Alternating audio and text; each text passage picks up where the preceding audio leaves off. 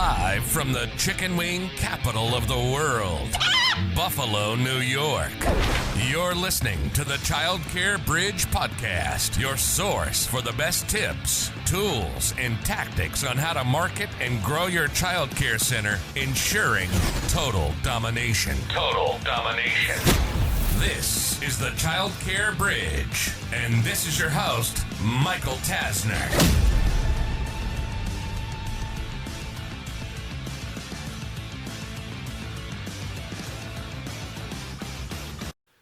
Over 95% of center owners and directors make this number one mistake when it comes to the entire process of giving and delivering tours. Hi there, my name is Michael Tasner. Welcome to this week's edition of the Childcare Bridge. Now, this entire tour process is a bit of a science. There are a lot of methodical steps to go through. But today I wanted to laser in on the number one mistake that I see almost every single center doing time and time again. Now, before I give you that number one mistake, and also the counterpoints to actually how do you solve that, I need you to understand the value of every tour. We use the phrase and the dollar value of $1 million. We call every tour a $1 million tour. You might say, well, Michael, that math, it doesn't add up. Our tuition's $250 a week, $1,000 a month.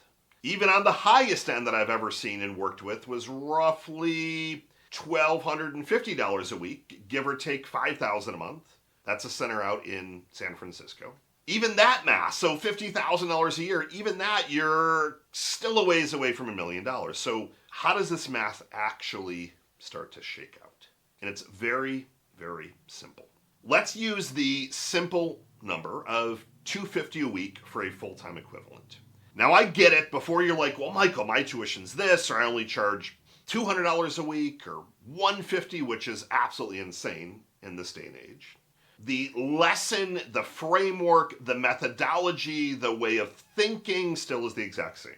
So the average family stays for 20 months during their time with you. Some kids are going to come in and stay for a year and just do pre-K and then maybe also summer camp. Others come in as infants and stay for 4+ years. It varies, but the average data set right now is 20 months. So step one is, rather than you thinking about that one tour, that one enrollment being worth $250 a week to you, I need you to think about that as actually being worth $20,000. $1,000 a month, $250 a week, $1,000 times 20 months, $20,000. So right away, instead of you thinking about this tour as, well, great, maybe we'll add another $250 a week, I'm more interested in, well, how do we actually end up adding $20,000? That starts to reframe things very, very quickly. Now, that $20,000 is still a little bit of a hike from refers for other families. So if you take the initial $20,000 and you take these 4 other families that they referred, and each of those is worth $20,000, well, now we've got 5 families for the price of 1. And now we've got that one tour ended up spinning off $100,000 in revenue over the course of 2 years.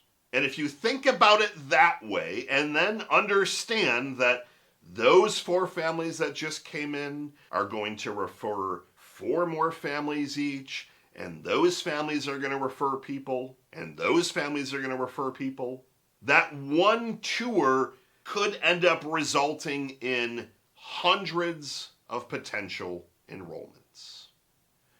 One tour, one new enrollment that then ended up spinning off all these referrals, and they referred, and multiple kids from one family.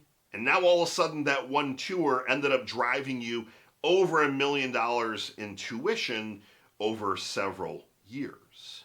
If you fail to forget and you fail to play the long game. You're going to constantly be short-sighted with your blinders on and not understanding what's in front of you. And if you understand that what's in front of you is potentially $1 million revenue set over the next several years, that I need to make sure that this tour, this process, everything that I'm doing for this one family and every future family is beyond button up, it starts to change your perspective.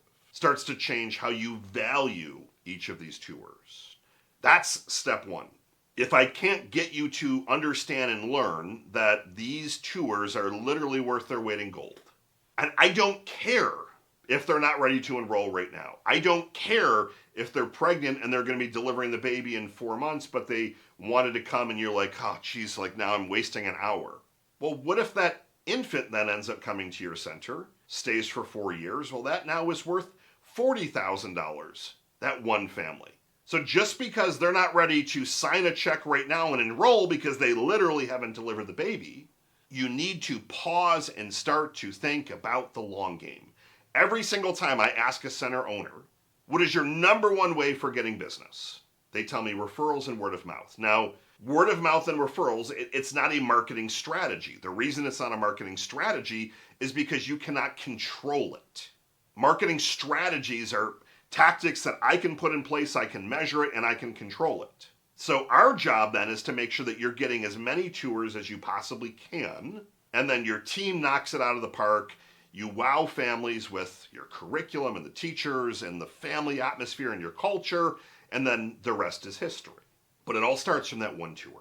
And the number one mistake that 90% or more of center owners are making has absolutely nothing to do with how they're delivering the tour. It has absolutely nothing to do with how they're getting that tour then to the closing table. That number one mistake is they are kicking the bucket. They are flopping completely when it comes to all of the setup. All the stuff that happens before they get to your center.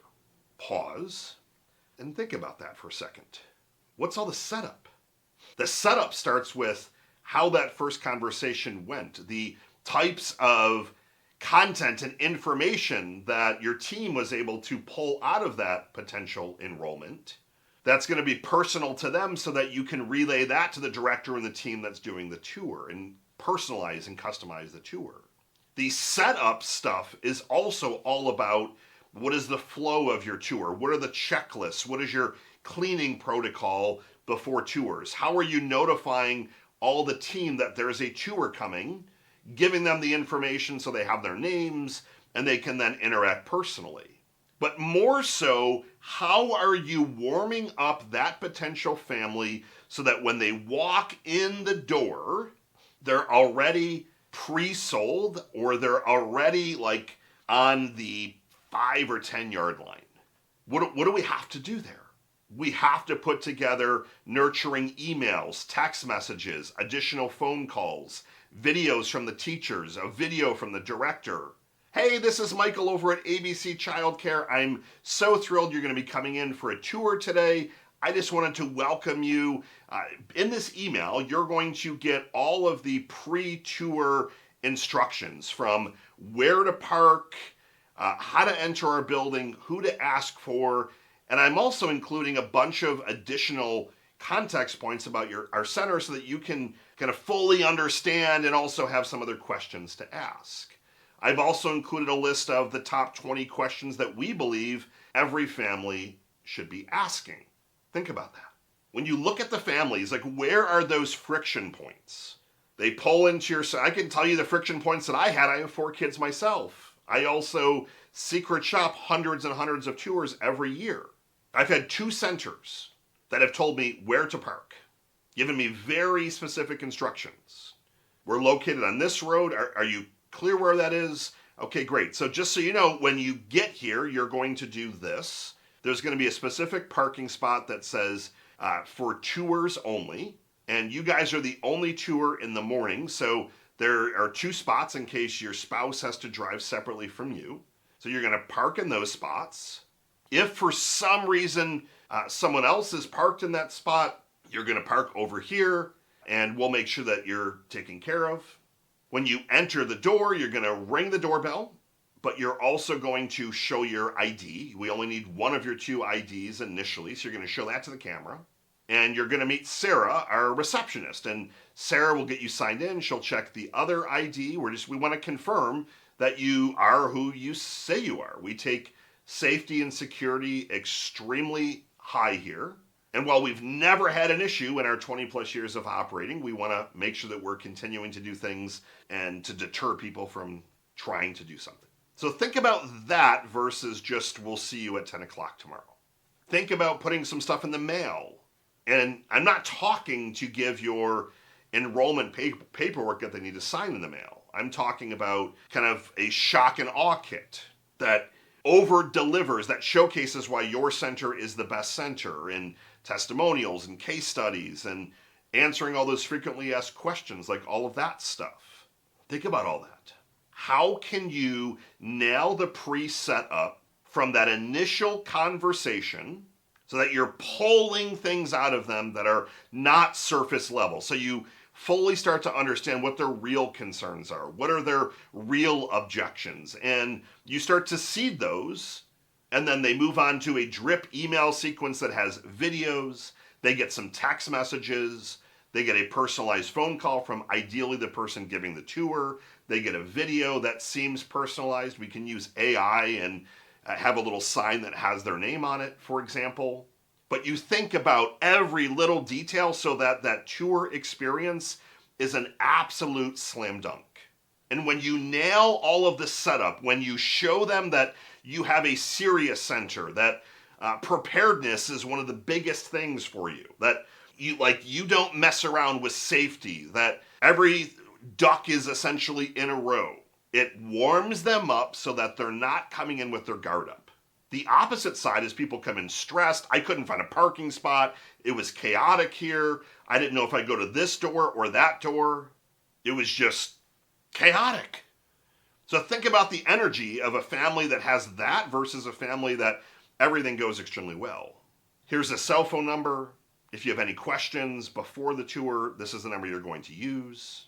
Now, what it also does is this helps take your no-show rate to typically 10%, sometimes even less.